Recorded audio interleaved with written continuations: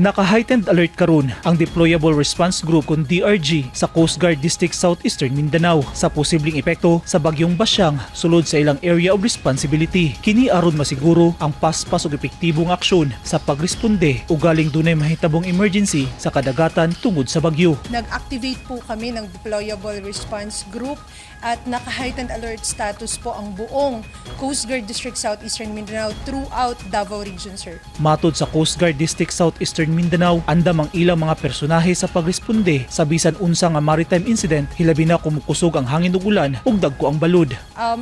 Any maritime incident na ma-report sa aming tanggapan will be responded immediately. Gisuspindin na ang biyahe sa mga barko gikan sa Davao Region paingon sa Luzon ug Visayas tungod sa Bagyong Basyang. Sa Davao City, wala pay suspension sa biyahe, partikular sa Santa Ana Wharf padulong sa Talikod, Island Garden City of Samal.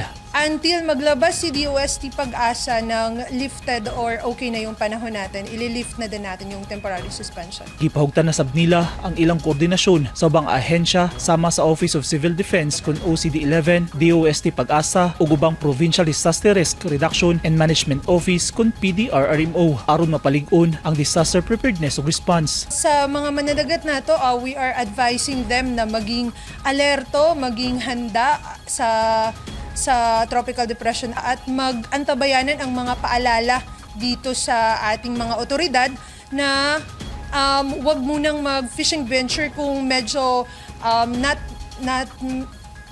hindi talaga maganda yung weather weather condition natin.